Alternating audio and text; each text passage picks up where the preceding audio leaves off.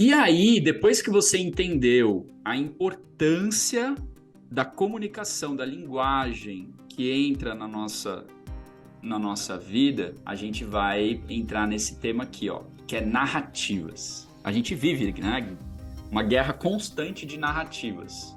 Até porque o nosso modelo político, né, democracia, você vive, enquanto você está numa democracia, você está sempre numa eterna campanha, porque, né, de 4 em 4 anos renova, então eu tenho que sempre fazer campanha. Esse filme é um filme antigo, então não tem spoiler, né? Mas se você ainda não assistiu, assista, e se você já assistiu, assista de novo, agora com essa perspectiva, que aí o filme muda. É o seguinte, a história é uma realidade onde eles desenvolveram uma tecnologia que você acessa o sonho da pessoa, e acessando o sonho da pessoa você consegue extrair informação e introduzir informação na cabeça das pessoas. O filme basicamente, a historinha é essa. Essa é a superficialidade do filme. Porque, segundo o próprio Nolan, que criou o filme, na entrevista ele fala, olha, eu tive uma ideia de fazer um filme sobre um diretor de cinema. Então, no caso, o Leonardo DiCaprio é o diretor e essa é a equipe. Você tem aqui a roteirista, você tem aqui o ator, você tem aqui o produtor executivo e o câmera, o que faz a técnica. E através do filme, que no caso do filme é o sonho, eles introduzem narrativas, histórias, informações na nossa cabeça. Não é genial? É muito genial. Aí você vai assistir o filme tentando entender, porque o filme é o Nolan tentando, através de um filme, falar, ó, é isso que passa na minha cabeça quando eu faço um filme. E isso, galera, é um filme. Aí você tem todos os filmes, todas as séries, todas as novelas, todos os livros, todos os comerciais de TV, todos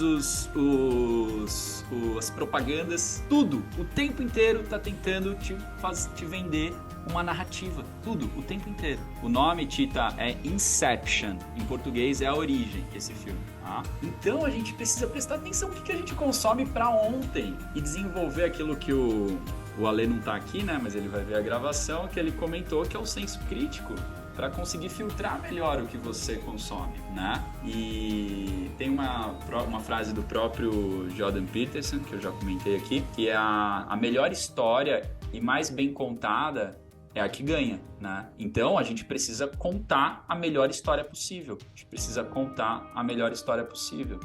Se você for na antropologia, na historiografia do ser humano, do Homo sapiens, o próprio Harari fala isso no Sapiens, como que o ser humano desenvolveu essa capacidade cognitiva e intelectual? Através das histórias, porque gerou a necessidade do parceiro falar, olha, atrás daquela montanha tem uns bichos esquisitos, cuidado. Ou, atrás daquele arbusto tem uma fruta suculenta e gostosa. Aí chega a noite, depois que foi descoberto o fogo, eles sentavam em roda e começavam a contar as histórias. Ou no dia seguinte, quando acordava, falava, meu, eu sonhei com tal coisa. Será? Com fulano que já morreu, com meu tio. Será que ele veio para falar alguma coisa? E aí começou as histórias. Aí vieram as religiões, as devoções. Então o nosso cérebro foi desenvolvido através das histórias. Por isso que é gostoso ficar ouvindo a história. Por isso que é gostoso ver filme, ler um livro. E aí qual que é a tua lição de casa agora? Escrever a tua própria história. Se eu te perguntar, qual que é a tua história? Você saberia me informar? Você saberia quais recortes trazer e contar pra mim? Qual que é a tua história? Se você não sabe a tua história, se você não sabe de onde você veio, quem tá atrás de você, alguém vai contar a sua história pra você. E aí o negócio fica esquisito, né? Alguém contando a minha própria história. Alguém vai falar pra você que você foi abusado sua vida inteira. Abusado por quem? Por aquele cara lá que tá lá no poder e tá te abusando. Será que é verdade? Talvez sim, talvez não. Peraí, mas eu quero ser o protagonista da minha própria história. Se eu quero ser o protagonista da minha própria história, eu tenho esse poder de interferir. Então qual que é a sua própria história? Essa é uma outra lição de casa. Escrever a sua própria história. Ter muito nítido. Hoje, na prática, quem fez a minha aula foi a Sandy e o Neri. O que eu fiz no Yoga Nidra? Se vocês estavam acordados e lúcidos o tempo inteiro.